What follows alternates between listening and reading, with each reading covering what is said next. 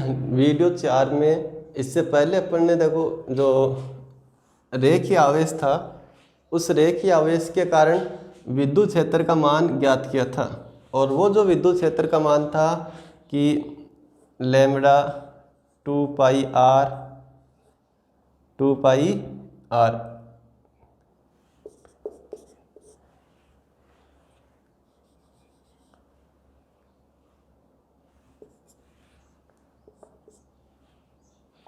ई बराबर lambda upon 2 pi are.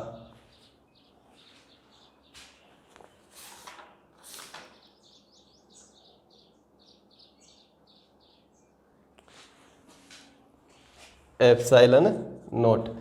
अनंत रेखीय आवेश के कारण जो विद्युत क्षेत्र की तीव्रता का जो सूत्र अपन ने ज्ञात किया था, जैसे ये कोई तार था और यहाँ कोई आवेश है और अब ये विद्युत क्षेत्र की तीव्रता का सूत्र प्राप्त। तो इसी सूत्र को अपन चेंज करके लिख सकते हैं। हमें पता है कि भाई K बराबर होता है 1/4 पाई एप्सिलॉन नॉट।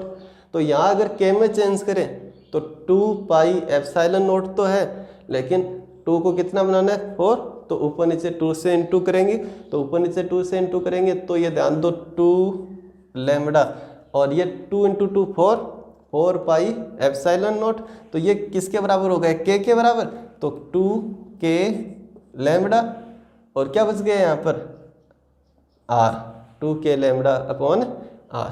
ठीक है, तो चाहे इस तरीके से याद रखो चाहे इस तरीके से, या तो ऐसे याद रख लो कि लैम्बडा अपॉन 2 पाई R और एप्सिलॉन नॉट, या 2K लैम्बडा अपॉन R। अब यह तो क्या अदिश रूप में, अगर किसी डेरिवेशन में राशि सदिश प्राप्त हो सदिश राशि है तो उसको अपन किस रूप में लिखते हैं, सदिश रूप में। तो यहाँ अपन इसको सदिश रूप में भी लिखेंगे। किस रूप में लिखेंगे, सदिश रूप में। तो सदिश रूप में लिखेंगे तो यहाँ जैसे ये लिख दिया, इस वाले को लिख रहे हैं अपन, तो 2K लैम्बडा अपॉन R।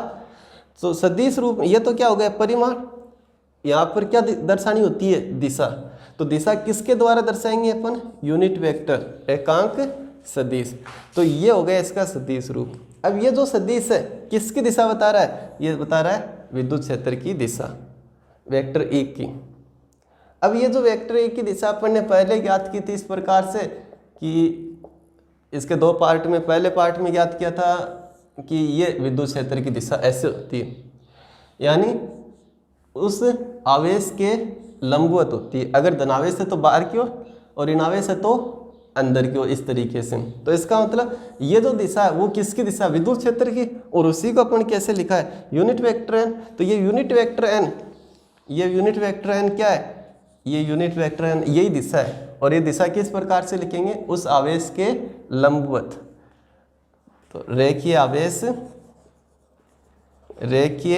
आवेश के लंबवत। ठीक है, यही तो है विद्युत क्षेत्र की दिशा, और उसको इस सदिश से दर्शाएं। या इस उत्तर से लिखना चाहो तो ये लिख दो 2 पाई R एप्सिलॉन नॉट और यहाँ यूनिट वेक्टर है, एक ही बात है। तो अदिश रूप और सदिश रूप। इसके बाद में 2 ग्राफ है इसमें। हर एक डेरिवेशन में अपने को ग्राफ बनाना पड़ता है कि E व R में ग्राफ बनाइए, E व R में ग्राफ। तो इसमें भी जो ग्राफ है वो ध्यान दो किस प्रकार से। तो E व R में ग्राफ, ये E है और ये R है, ये एक दूसरे के क्या है, व्युत्क्रमानुपाती है। तो इसमें व्युत्क्रमानुपाती का ग्राफ बनेगा। इस अक्ष पे ले लिया E और इसमें ले लिया R और ऐसे ग्राफ बना। कैसे पता चला, इसके सूत्र से। तो यहाँ लिख दिया E समानुपाती R। ठीक है, इस E समानुपाती 1/R या E व्युत्क्रमानुपाती R। दूसरा ग्राफ इसमें E व किसमें, लैम्बडा में भी बना सकते हैं। तो अगर इसमें ग्राफ पूछे E व लैम्बडा में ग्राफ है, तो E व लैम्बडा में E और लैम्बडा समानुपाती है। तो इसका जो ग्राफ है इस तरीके से, E इस पे, इस अक्ष पे लैम्बडा, और ये ग्राफ हो गया E समानुपाती लैम्बडा। ठीक है, तो ये तो पहले टॉपिक का था, इससे पहले वाले टॉपिक का। अब इसके बाद में ध्यान दो, दूसरा जो टॉपिक है उसको अपन पढ़ेंगे। दूसरा टॉपिक है वो है किस प्रकार का आवेश है? समरूप, आवेशित, अपरिमित, अचालक, परत। समरूप का मतलब एक समान, तो एक समान आवेशित कोई परत है, लेकिन वो परत कैसी है? अचालक। इसके बाद की डेरिवेशन में वो अपन पढ़ेंगे चालक के लिए, तो अचालक, और पहले क्या लिखा हुआ? अपरिमित। अपरिमित का मतलब भी क्या होता है? अनंत होता है। तो इस परत के कारण अपन विद्युत क्षेत्र ज्ञात करेंगे। विद्युत क्षेत्र एक सदिश राशि होती है, तो पहले अपन इसका दिशा के लिए पढ़ते हैं, फिर उसके लिए किसके लिए पढ़ते हैं? परिमाण के लिए पढ़ते हैं। तो अभी ध्यान दो कि अगर इसकी दिशा के लिए अपन पढ़ें तो किस प्रकार से, ये अपन बाद में पढ़ेंगे, इसकी ओर ध्यान नहीं देना है। दिशा के लिए ए पॉइंट यहाँ लिख रहा हूँ मैं,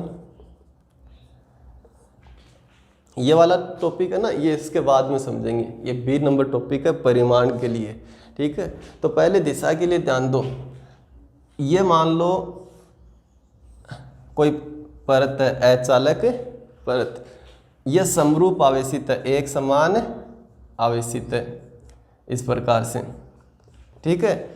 अनंत है मतलब अपरिमित है। अब इसमें विद्युत क्षेत्र ज्ञात करना, मान लो ये ओ बिंदु है, तो इससे लंबवत कितनी दूरी पर? 8 दूरी पर यह बिंदु P है, यहाँ पर विद्युत क्षेत्र ज्ञात करना है। और उसकी अपन सबसे पहले क्या ज्ञात कर रहे हैं? दिशा ज्ञात करें। तो सेम टू सेम पहले जैसे ही कि यहाँ 2 अल्पांश मानेंगे, 2 अल्पांश, ठीक है। ये अल्पांश A और ये B, दोनों अल्पांश समान है, मतलब जितना आवेश इस पर है इतना ही आवेश इस पर है, ठीक है। दोनों इस बिंदु से समान दूरी पर, जैसे मान लो ये भी L दूरी, तो ये भी कितनी दूरी है? L दूरी। अब पहले इस आवेश के कारण इस बिंदु पर, बिंदु P पर अगर अपन ज्ञात करना चाहिए विद्युत क्षेत्र की दिशा, तो वो किस प्रकार से होगी? तो वो इस तरीके से ऐसे होगी, DE1, DE1। धनावेश है ये अल्पांश, धनावेश के कारण इस बिंदु पर विद्युत क्षेत्र क्या होगा? बाहर की ओर। दूसरा अल्पांश ये, तो ये इसके कारण अगर अपन ज्ञात करना चाहिए बिंदु P पर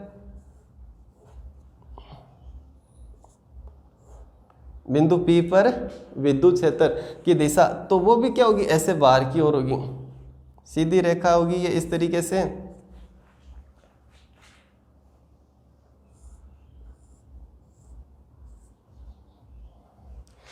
ठीक है।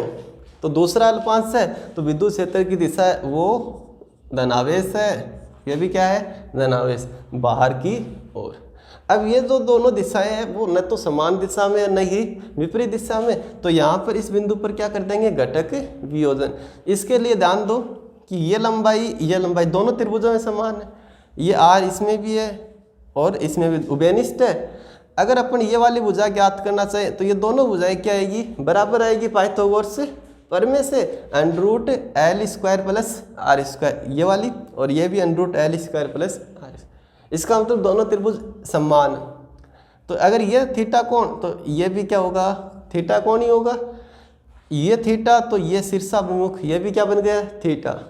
ऐसे ये वाला भी क्या बन गया? थीटा। अब इस वाले सदिश का, ये जो सदिश है ना ये वाला DE1, तो इसका घटक एक तो इस पे आएगा और एक इस पे। इसके साथ कोण बन रहा है तो DE1 cos थीटा। इसके साथ कोण नहीं बन रहा तो ये क्या हो गया? DE1 sin theta. अब दूसरे के लिए, तो इसके लिए अपन ज्ञात करेंगे, इसका घटक वियोजन कर रहे हैं, इसके साथ कोण बन रहा है इस वाले के साथ, x के साथ, तो ये तो क्या हो गया? DE2 cos theta. और दूसरा इस पर आएगा, इसके साथ कोण नहीं बन रहा तो ये क्या हो गया? DE2 sin theta. ये घटक वियोजन कर दिया, क्योंकि ये DE1 और ये DE2 न तो समान दिशा में और न ही विपरीत दिशा में। अब ध्यान दो, यहाँ पर पहले वाले जैसे ही DE1 और DE2 बराबर है। पहले तो ध्यान दो DE1 और DE2 क्या है? तो DE1 इस अल्पांश के कारण यहाँ पर विद्युत क्षेत्र की तीव्रता ये वाली, और DE2 क्या? इस अल्पांश के कारण यहाँ पर विद्युत क्षेत्र की तीव्रता। दोनों बराबर क्यों लिखिए? बराबर ही है। क्यों है? क्योंकि ध्यान दो दोनों अल्पांश समान है, दोनों अल्पांश समान है, दोनों के कारण ये दूरी भी क्या है, समान है। तो समान अल्पांश के कारण समान दूरी पर विद्युत क्षेत्र की तीव्रता ये भी क्या होगी, समान होगी। तो dE1 और dE2 बराबर। अब इसमें देखो dE1 साइन थीटा, इसमें भी साइन थीटा है, dE1 के साथ है, dE2 के साथ है, dE1 और dE2 बराबर है ही, इसका मतलब dE1 और dE2 साइन थीटा परिमाण में क्या है, बराबर, लेकिन दिशा में क्या है, विपरीत। तो एक दूसरे को ये क्या कर देते हैं, कैंसिल, मतलब इनका कोई प्रभाव नहीं होगा विद्युत क्षेत्र की दिशा में। तो विद्युत क्षेत्र का प्रभाव कौन से के कारण होगा, ये दो घटक dE1 कोस थीटा और dE2 कोस थीटा, ये दोनों घटक समान दिशा में, तो इनके कारण परिणामी क्या होगा, इनके कारण परिणामी होगा जुड़कर प्राप्त होगा और उसकी दिशा इन्हीं की दिशा होगी, तो ये परिणामी विद्युत क्षेत्र की दिशा। तो सेम वैसे ही ये दिशा भी कैसे आई है, उस जो भी अपने परत दे रखी थी अचालक परत, उस अचालक परत के तल के क्या होगी, लंबवत। अगर धनावेश है तो बाहर की ओर और ऋणावेश है तो कैसे आ जाएगी, अंदर की ओर। तो ये डायग्राम बनाकर अपन किस प्रकार से लिखेंगे, तो आप ये लिखोगे कि पहले तो dE1 और dE2 क्या है, बराबर है, फिर नीचे वाला लाइन में लिखोगे कि ऊर्ध्वाधर घटक परिमाण में समान है परंतु विपरीत दिशा में है, इसलिए एक दूसरे को निरस्त कर देते हैं, बल्कि जो क्षैतिज घटक है dE1 cos theta dE2 cos theta, ये वाले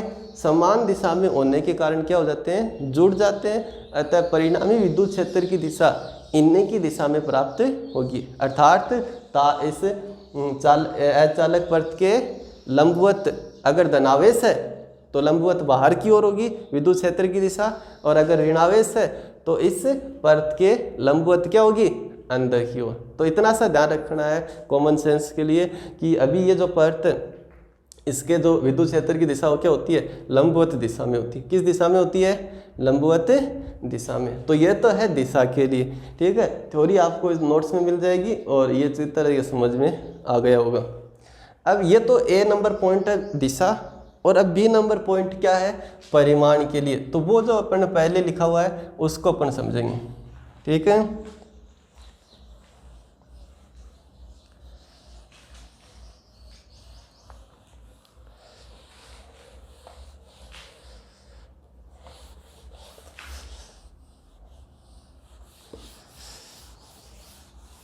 तो बी नंबर पॉइंट है परिमाण, विद्युत क्षेत्र का परिमाण इस अचालक परत के कारण। तो ध्यान दो, इसके लिए अपन ये अचालक परत अपन ने बनाई। सबसे पहले अपन क्या करते हैं, एक गाउसीय पृष्ठ की कल्पना करते हैं, फिर क्या करते हैं कि एक बार तो अपन किसका, विद्युत फ्लक्स की परिभाषा लगाएंगे, और फिर क्या करेंगे, गाउस के नियम। दोनों ही से क्या प्राप्त होता है, विद्युत फ्लक्स। तो दोनों समीकरणों को क्या कर देंगे, बराबर कर देंगे, और पक्षांतरण करने से क्या प्राप्त करेंगे, विद्युत क्षेत्र ई। तो अब सबसे पहले जो गाउसीय पृष्ठ मानते हैं, कल्पना करते हैं, वो किस प्रकार का होगा। तो इसके लिए भी ध्यान देना है, इसके लिए भी गाउसीय पृष्ठ कैसा होगा, बेलनाकार गाउसीय पृष्ठ होगा, ठीक है। तो ध्यान दो कि जैसे यहाँ से अपन ने कितनी दूरी पर बिंदु माना था, पी दूरी आर दूरी पर। तो यहाँ कोई बिंदु है तो ये दूरी कितनी हो गई, यहाँ से लेकर यहाँ तक की दूरी आर, और यहाँ से लेकर यहाँ इधर भी हो सकता है वो बिंदु। जैसे इस तरीके से परत है तो इस साइड भी ज्ञात करनी पड़ सकती है, इस साइड भी ज्ञात करनी पड़ सकती है। तो ये इस तरीके से बेलनाकार पृष्ठ माना अपन ने इस तरीके से। तो इधर आर दूरी, इधर आर दूरी, तो इसकी लंबाई कितनी हो गई, कितनी लंबाई हो गई, 2r। तो ये ध्यान रखना है कितनी लंबाई का मानते हैं, 2r लंबाई का गाउसीय पृष्ठ मानते हैं। फिर से अगर ये बेलनाकार पृष्ठ अपन बेलनाकार गाउसीय पृष्ठ माना है तो ये और ये, इसको कहते हैं अनुप्रस्थ काट का क्षेत्रफल, अनुप्रस्थ काट का क्षेत्रफल। तो ये जितना है उतना ही दोनों बराबर होंगे। तो उस अनुप्रस्थ काट के क्षेत्रफल को कितना माना है, s। मतलब इस भाग का क्षेत्रफल वर्ताकार भाग का, और इस वर्ताकार भाग का क्षेत्रफल कितना है, s है, दोनों के बराबर है। अब ध्यान दो, सबसे पहले ये कैसा आवेश वितरण है, ये आवेश वितरण है कैसा, पृष्ठीय आवेश वितरण। तो इसमें अपन ज्ञात करेंगे पृष्ठीय आवेश घनत्व सिग्मा। तो सिग्मा बराबर Q/S। तो ये S और Q क्या है, S तो है ये वाला क्षेत्रफल, ठीक है, ये वाला सेम टू सेम ऐसे भी ये एस यही है, ठीक है। तो अब गाउसीय पृष्ठ द्वारा परिबद्ध जो आवेश होता है अपने काम में लेते हैं ना कि भाई गाउस के नियम से फाई बराबर sigma Q upon epsilon not, और ये सिग्मा क्यू क्या होता है, गाउसीय पृष्ठ से परिबद्ध आवेश, ठीक है। तो वो गाउसीय पृष्ठ से परिबद्ध आवेश कितना आवेश है, वो ये वाला आवेश है, ठीक है। तो ये आवेश कितना मान लिया, ये आवेश मान लिया क्यू, कितने क्षेत्रफल में, तो कितना क्षेत्रफल है ये एस, तो क्यू बटा एस, पृष्ठीय आवेश घनत्व सिग्मा बराबर क्यू बटे एफ, और यहाँ से क्यू बराबर क्या आ गया सिग्मा एस, क्यू क्या है इस पृष्ठ द्वारा परिबद्ध आवेश। तो गाउसीय पृष्ठ द्वारा परिबद्ध आवेश जो अपने को लास्ट में यहाँ लिखना है ना क्यू, सिग्मा क्यू की जगह, तो वो मान कितना है क्यू, और उसकी वैल्यू कितनी है सिग्मा एस। अब ध्यान दो, सबसे पहले विद्युत फ्लक्स की परिभाषा से क्या ज्ञात करते हैं, गाउसीय पृष्ठ से सबद्ध विद्युत फ्लक्स फाई। क्या सूत्र होता है फ्लक्स की परिभाषा का, क्या परिभाषा होती है, vector E dot D S का समाकलन, ये अल्पांश के लिए, और टोटल पृष्ठ से संबंधित फ्लक्स क्या होगा उसका क्या कर देंगे, अल्पांश का समाकलन कर देंगे, E D S cos theta. अब ध्यान दो, ये पूरे पृष्ठ से परिबद्ध विद्युत फ्लक्स को बताएगा। ये पूरा पृष्ठ कितने पृष्ठों में विभाजन है, 3 पृष्ठों में, एक ये वाला S1, एक ये पूरा वक्र पृष्ठ S2, ठीक है, और एक ये तीसरा S3। तो कितने भागों में, 3 भागों में। तो इस समाकलन को कितने भागों में तोड़ा है, 3 भागों में। यही समीकरण S1 के लिए, S2 के लिए, S3। अब तीनों के लिए थीटा ज्ञात करेंगे। थीटा का मतलब विद्युत क्षेत्र और क्षेत्रफल सदिश। तो पहले के लिए ध्यान दो, इस तरीके से ये यहाँ पर कोई बिंदु P है, धनावेश है ये, तो धनावेश के कारण इस बिंदु P पर विद्युत क्षेत्र क्या होगा बाहर की ओर, तो विद्युत क्षेत्र बाहर की ओर। अब ये वाला जो वर्ताकार पृष्ठ है, पहला पृष्ठ, उसका क्षेत्रफल क्या होगा बाहर की ओर, इस तरीके से है ये, तो इसका क्षेत्रफल इस तरीके से होगा।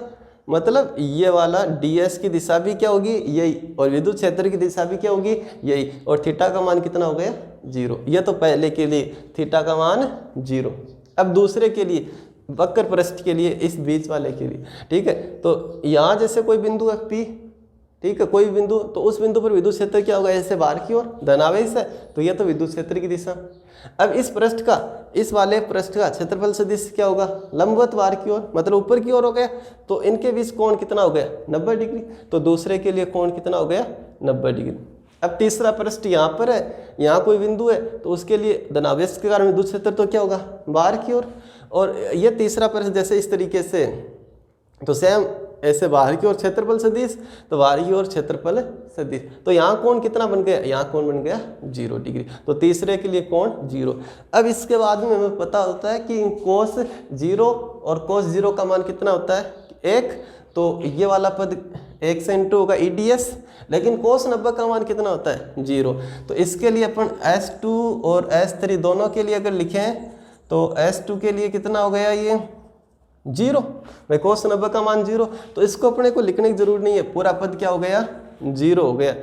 अब तीसरा पद, तीसरा पृष्ठ S3, कोण कितना 0, कोस 0 का मान 1, तो EDS S3 के लिए, ठीक है। अब इसमें फाई बराबर, ध्यान दो, अगर इसको अपन सरल करें इस समाकलन को, तो E तो क्या आ गया बाहर आ गया, और पहले पृष्ठ के लिए S1 के लिए ds का समाकलन, फिर तीसरे के लिए E भी बाहर आ गया, और E बाहर आ गया तो क्या बच गया ds का समाकलन।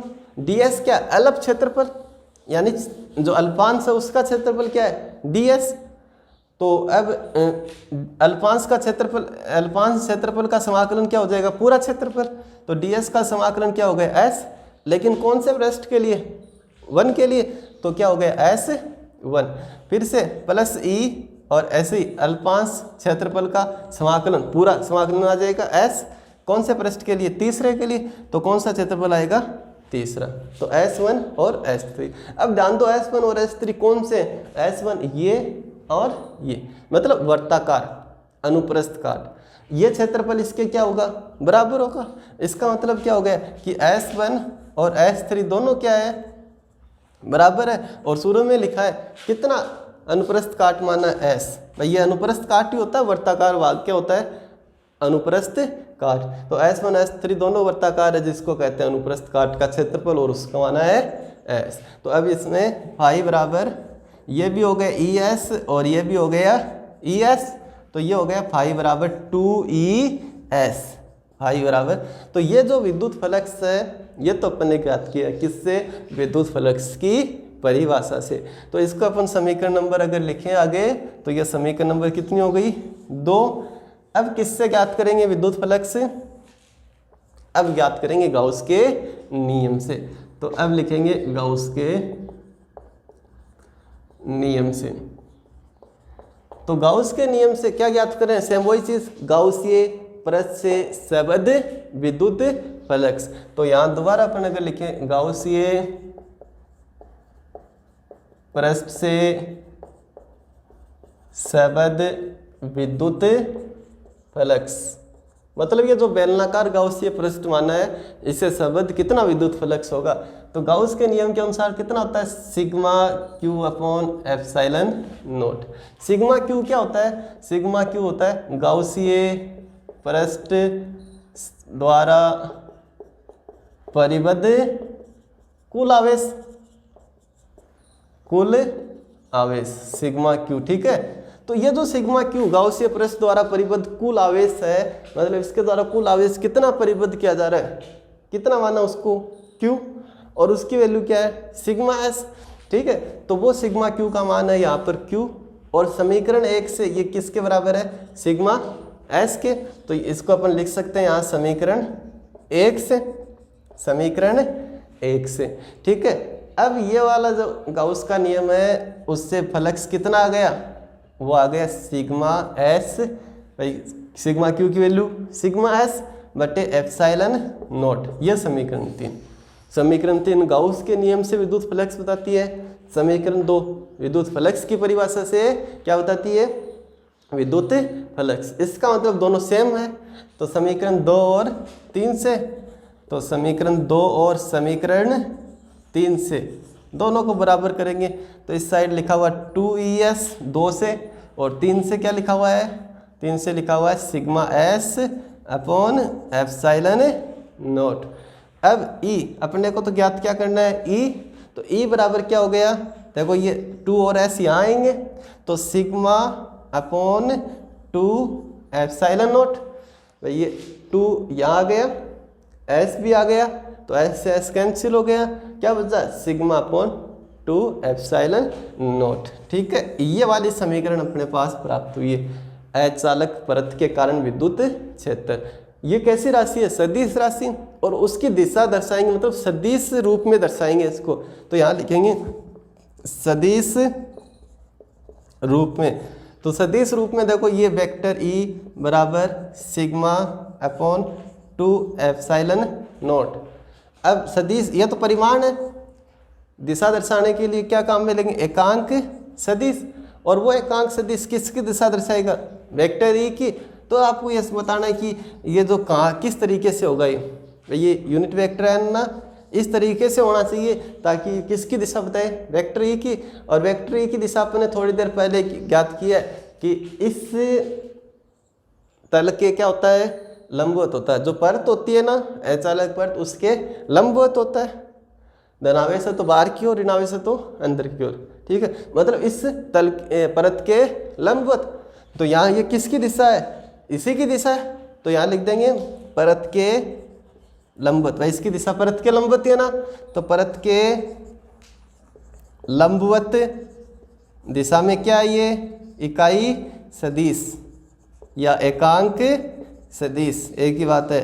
इकाई सदिश बोल दो या एकांक सदिश बोल दो या यूनिट वेक्टर बोल दो। इस तरीके से इसको अपन ने किस रूप में भी लिख दिया, सदिश रूप में भी, ठीक है। तो ज़्यादा कुछ नहीं है, तीन चार डेरिवेशन सब समान ही है। आपको ध्यान रखना करने का तरीका, जब परिमाण ज्ञात कर रहे होते हैं तो एक बार अपन किससे ज्ञात करते हैं, विद्युत फ्लक्स की परिभाषा से, एक बार किससे ज्ञात करते हैं, गाउस के नियम से। और ये सिग्मा क्यू क्या होता है, इसको अपन पहले ही लिखना पड़ता है। तो सिग्मा क्यू क्या होता है, गाउसीय पृष्ठ द्वारा परिबद्ध आवेश।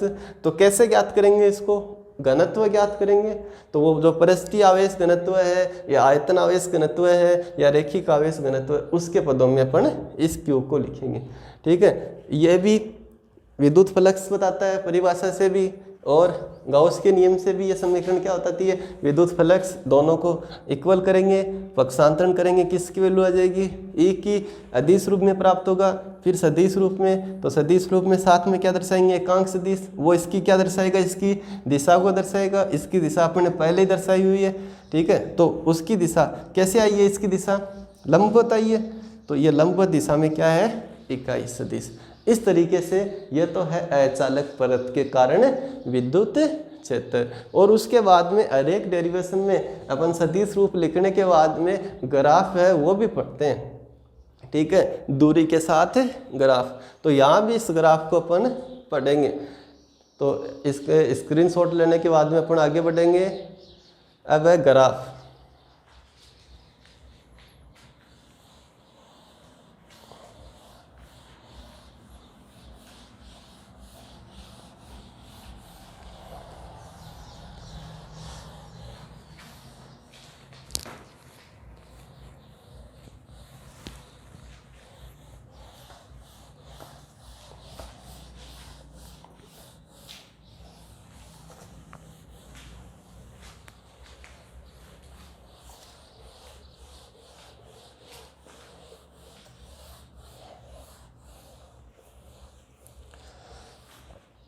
तो इसकी जो विद्युत क्षेत्र की समीकरण है वो अपन ने प्राप्त की है सिग्मा अपॉन 2 एप्सिलॉन नॉट। विद्युत क्षेत्र का मान ये ज्ञात किया है, सिग्मा अपॉन 2 एप्सिलॉन नॉट।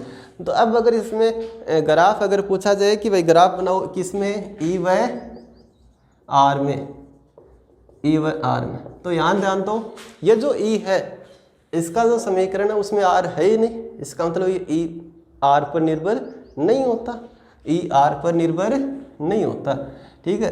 तो यहाँ पर अपन लिख सकते हैं ई समानुपाती आर की पावर 0।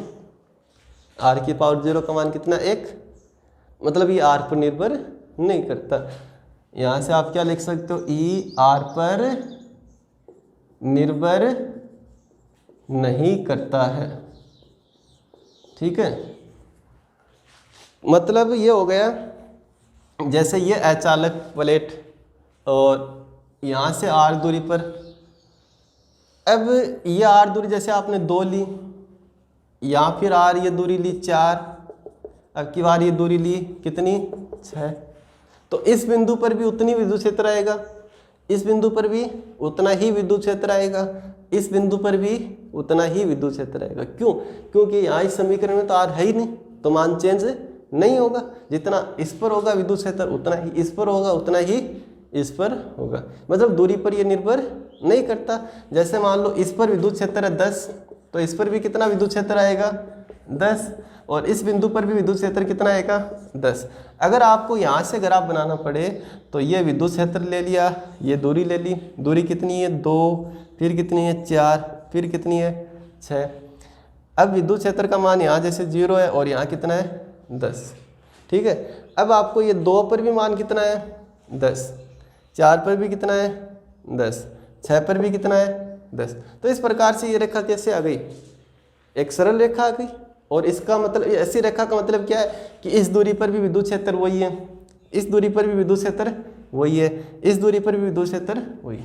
तो ऐसा ग्राफ कब बनाते हैं, ऐसा ग्राफ तब बनाते हैं जब वो उस पर निर्भर नहीं करता, तो उसको क्या लिखते हैं, आर की पावर 0। तो कैसा ग्राफ बनाएंगे अपन, इस पे ई ले लिया, इस पे आर, और इस तरीके का ग्राफ बनाएंगे। भाई हरेक आर पर, आर के हरेक मान पर ई का मान सेम ही रहेगा, ठीक।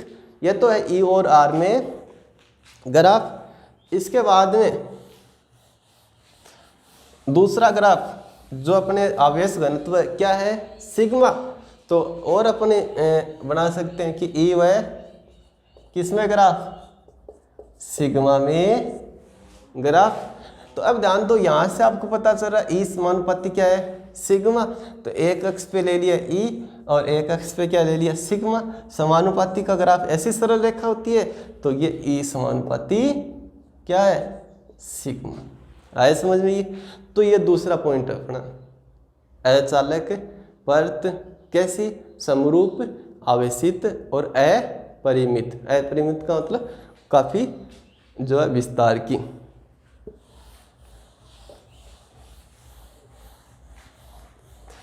तो ये दूसरा टॉपिक कंप्लीट होने के बाद में तीसरा टॉपिक जो है वो अपन पढ़े, तो वो सेम इसी प्रकार का टॉपिक है। तीसरा वह समरूप आवेशित कैसी अपरिमित, लेकिन अब की बार कैसी है, चालक प्लेट है। कैसी प्लेट है, चालक प्लेट के कारण विद्युत क्षेत्र। इससे पहले वाले टॉपिक में जो प्लेट थी, परत थी, वो कैसी परत थी, अचालक, और अब की बार कैसी है, चालक। तो सबसे पहले इन दोनों में डिफरेंस क्या होता है वो पता करना है कि भाई एक तो चालक प्लेट होती है और एक अचालक होती है, इन दोनों में क्या डिफरेंस होता है। ठीक है, तो वो जो डिफरेंस है वो समझो। जैसे अपन ने ये कोई प्लेट है अचालक, ठीक है, इस तरीके से कैसी प्लेट है, ये वाली अचालक है। अब इस अचालक को अगर आवेश देंगे और चालक को आवेश देंगे तो दोनों में अंतर होगा। पढ़ा ये कि चालक जो होता है वो ऐसे पदार्थ होते हैं जिसमें आवेश क्या कर सकते हैं, गति कर सकते हैं। जैसे यहाँ आवेश दिया तो वो ऐसे गति कर सकता है, लेकिन अचालक में ऐसा संभव नहीं होता। तो बस इसी डिफरेंस की वजह से अपन एक और तथ्य यहाँ लिखेंगे चालक और अचालक में, कि चालक से संबंधित ऐसे लिखेंगे कि आवेश है वो कहाँ फैल जाता है, दोनों परतों पर, दोनों पृष्ठों पर। कहाँ जाता है, दोनों पृष्ठों पर।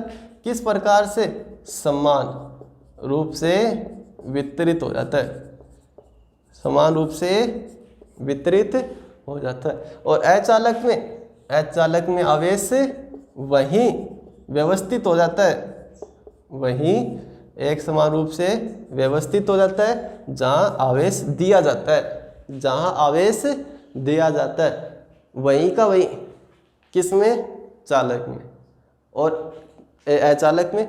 और चालक में क्या होता है, चालक में दोनों पृष्ठों पर आ जाता है। जैसे ये वाला पृष्ठ और ये वाला पृष्ठ, यहाँ आवेश देंगे, जैसे धनावेश दिया तो पहले धनावेश दिया फिर धनावेश दिया, तो वो पहला धनावेश क्या होगा, प्रतिकर्षित होकर दूर जाएगा, दूर जा सकता है क्योंकि ये क्या है, चालक है। इसमें से गति कर सकते हैं तो वो गति करता हुआ जितना दूर हो सके उतना दूर आएगा, मतलब ऐसे दूसरे पृष्ठ पर आ जाएगा।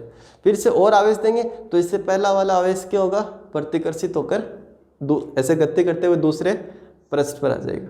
तो आधा इस साइड रह जाएगा और आधा इस साइड, मतलब क्या हो जाता है, समान रूप से क्या हो जाता है, ये वितरित हो जाता है दोनों पृष्ठों पर, इस पृष्ठ पर भी और इस पृष्ठ पर भी।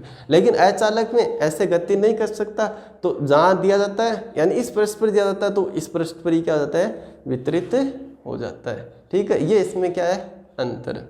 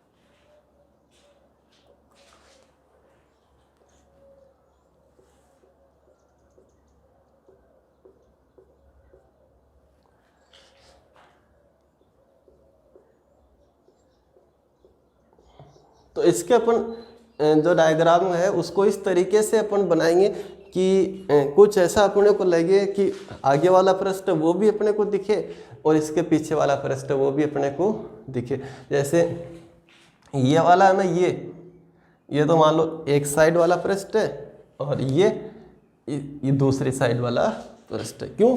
क्योंकि चालक में दोनों बनाने होते हैं। आवेश इस साइड से दिया जाता है तो वो समान रूप से पीछे वाले पृष्ठ पर, दोनों पृष्ठों पर वो क्या हो जाता है, वितरित हो जाता है। ऐसा क्यों होता है? क्योंकि चालक में आवेश गति कर सकते हैं, ठीक है, इस वजह से। अब ध्यान दो, सबसे पहले अपने को इसमें क्या ज्ञात करनी है, विद्युत क्षेत्र की क्या ज्ञात करनी है, दिशा, और उसके बाद में क्या ज्ञात करना है, परिमाण। तो दिशा तो सेम उसी प्रकार से, मान लो ये बिंदु O है, ये बिंदु O, और इससे कितनी दूरी पर, 8 दूरी पर यहाँ कोई बिंदु क्या है, P, और इसके पर क्या ज्ञात करनी, विद्युत क्षेत्र की दिशा। तो इसके लिए मान लो जैसे इस वाले पृष्ठ पर भी आवेश है और इस पीछे वाले पृष्ठ पर भी उतना ही आवेश है, ठीक है। तो अगर अपन दर्शाना चाहें तो ये इस वाले पृष्ठ पर अपन दर्शा रहे हैं, पीछे वाले पर अपन शो नहीं कर सकते, ठीक है। अपन मान के चलेंगे पीछे वाले पृष्ठ पर भी क्या है, धनावेश है। तो दिशा ज्ञात करनी है, सबसे पहले अपन क्या मानेंगे, 2 अल्पांश, ये पहला अल्पांश और ये दूसरा अल्पांश, दोनों अल्पांश क्या समान। जैसे इस पर आवेश dq तो इस पर भी आवेश कितना है, dq आवेश है। अब इसके बाद में कि यहाँ विद्युत क्षेत्र की दिशा, ये dE1 है पहले आवेश के कारण और ये दूसरे आवेश के कारण dE2 है, पहले आवेश के कारण और दूसरे आवेश के कारण, ठीक है। अब इसके बाद में दोनों न तो समान दिशा में न ही विपरीत दिशा में, यहाँ क्या कर देंगे, घटक वियोजन। तो x x और y x दोनों त्रिभुज, जैसे ये समान दूरी पर है ना, ये तो ये दूरी भी क्या हो गई, समान, ये व्यनिष्ठ। तो अगर ये थीटा कोण, ये थीटा कोण हो गया, ये भी थीटा और ये भी थीटा, इसका घटक वियोजन किया तो ये हो गया dE1 cos थीटा और ये क्या हो गया, dE1 sin थीटा। अब E2 का घटक वियोजन, इस पर तो क्या आ जाएगा, dE2 cos थीटा और इस पर क्या आ जाएगा, dE2 sin थीटा। फिर से dE1 और dE2 दोनों क्या है, बराबर। इस अल्पांश के कारण यहाँ पर विद्युत क्षेत्र, इस अल्पांश के कारण यहाँ पर विद्युत क्षेत्र, दोनों बराबर क्यों है, क्योंकि दोनों आवेश समान है। समान दूरी पर ज्ञात करें तो विद्युत क्षेत्र भी क्या होगा, समान। तो dE1 और dE2 अगर बराबर है तो ये वाला पद इसके बराबर हो गए, समान परिमाण का है, विपरीत दिशा में तो ये एक दूसरे को क्या कर देते हैं, कैंसिल कर देते हैं। और ये वाले जो है समान दिशा में होने के कारण क्या हो जाते हैं, जुड़ जाते हैं। अतः परिणामी विद्युत क्षेत्र क्या होगा, ये वाले इस दिशा में होगा। ये दिशा क्या है, इसके लंबवत है, तो इसके लंबवत दिशा, उस चालक पट्टिका के लंबवत दिशा में। यदि धनावेश है तो कैसे आएगा, बाहर की ओर, और ऋणावेश होता तो ये वाली दिशाएं कैसे हो जाती, इस साइड। तो ऋणावेश है तो चालक पट्टिका के लंबवत अंतर की ओर। इसमें भी सीधा सीधा याद रखना है कि जो चालक पट्टिका होती है उससे विद्युत क्षेत्र किस प्रकार से होता है, उस पट्टिका के लंबवत दिशा में होता है, ठीक है। तो सेम उसी प्रकार से टॉपिक है, जो डायग्राम है सेम उसी प्रकार से बनेगा, ठीक है। तो इसमें अलग से कुछ समझना नहीं है, बिल्कुल वही जो दूसरे पॉइंट में समझा था, चालक पट्टिका में और वही चालक प्लेट में। सिर्फ डिफरेंस जो आता है वो उसके परिमाण का आता है, दिशा का नहीं आता। किसका आता है, परिमाण का। तो उस परिमाण को थोड़ा सा ध्यान से समझना है।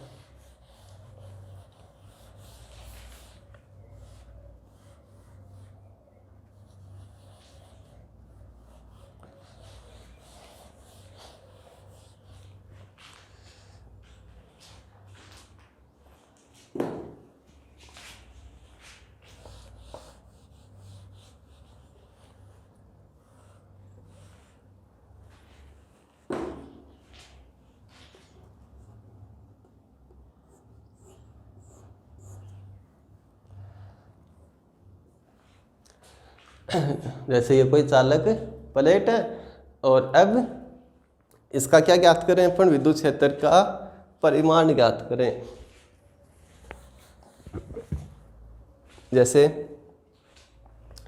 यहाँ कोई बिंदु है, कितनी दूरी पर, r दूरी पर, तो कितना विद्युत क्षेत्र होगा।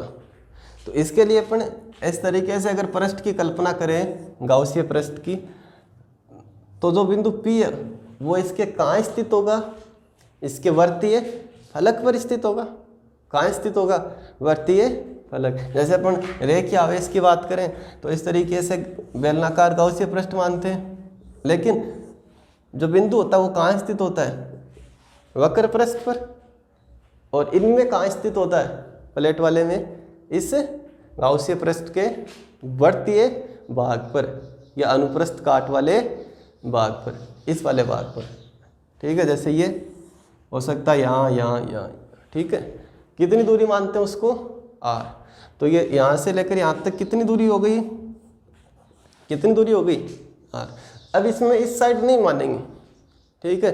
क्यों, क्योंकि यहाँ पर ये जो बीच वाला जो भाग है, ठीक है, जैसे ये एक पट्टिका का एक पृष्ठ, ये पट्टिका का दूसरा पृष्ठ, इस तरीके से अपन ने क्या माना यहाँ पर, गाउसीय पृष्ठ बेलनाकार। तो यहाँ ये जो पृष्ठ है अंदर वाला, तो इसमें एक विशेष कथन आता है, वो क्या है कि इस बिंदु पर, यानी इसके अंदर, इसके अंदर, इस जो पट्टिका है ना, इस पट्टिका के अंदर वाले भाग में विद्युत क्षेत्र कितना होता है, 0 होता है। पट्टिका के अंदर, चालक पट्टिका, कौन सी पट्टिका, चालक पट्टिका के अंदर विद्युत क्षेत्र कितना होता है, 0। क्यों, क्योंकि जैसे इसमें अपन समझ सकते हैं कि इस तरीके से ये कोई चालक पट्टिका है, ठीक है, और इस चालक पट्टिका को यहाँ जो आवेश दिया जाएगा, जैसे प्लस आवेश दिया, फिर से प्लस आवेश दिया, ठीक है, तो पहला आवेश कहाँ जाएगा, प्रतिकर्षण के कारण यहाँ आ जाएगा, इस वाले पृष्ठ पर आ जाएगा, क्योंकि ये चालक है। आवेश इसमें क्या कर सकते हैं, गति कर सकते हैं, ठीक है। और आवेश देंगे तो दूसरा आवेश यहाँ आ जाएगा, ऐसे वो गति करते हुए, तो कुछ आवेश, आधा आवेश इस पे आ जाता है और इसमें आधा। तो यहाँ कोई आवेश नहीं रुकता, बीच वाले भाग में कोई आवेश नहीं रुकता। ऐसा किस में होता है, चालकों में होता है। किस में होता है, चालकों में, ठीक है। तो चालक वाले जो भी है पृष्ठ, जो भी भाग होते हैं, आकृतियाँ होती है, उसके बीच में कितना आवेश है, 0 आवेश। इसका मतलब उसके मध्य में विद्युत क्षेत्र भी कितना होता है, 0। इसलिए ये यहाँ तक ही अपन बनाते हैं, आगे तक नहीं बनाए, क्योंकि यहाँ अलग कंडीशन है और यहाँ अलग कंडीशन है, ठीक है।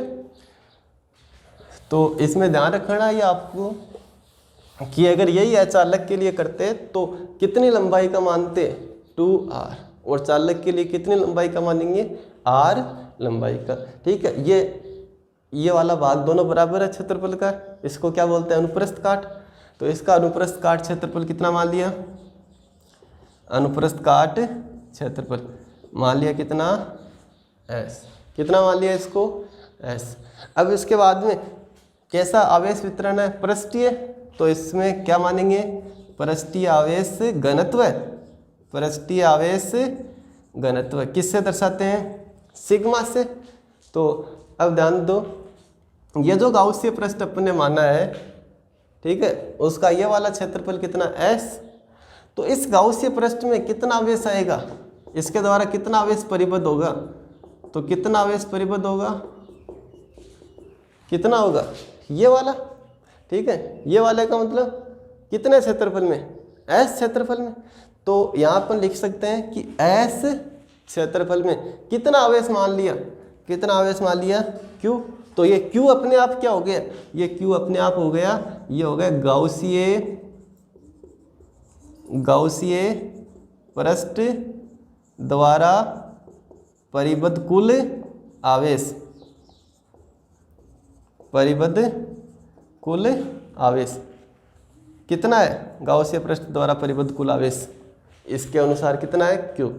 क्यों, क्योंकि ये इस भाग में यही तो गाउसीय पृष्ठ, कितना आवेश है वही होगा ना, और वो क्या s क्षेत्रफल में है, तो s बटा q बटा s क्या, सिग्मा। और यहाँ से अपन लिख सकते हैं कि q बराबर कितना हो गया, सिग्मा s, समीकरण नंबर 1। अब अपने को इसमें सबसे पहले ज्ञात करना है कि विद्युत फ्लक्स की परिभाषा से कितना विद्युत फ्लक्स होगा। तो यहाँ अगर अपन लिखें सबसे पहले विद्युत फ्लक्स की परिभाषा से,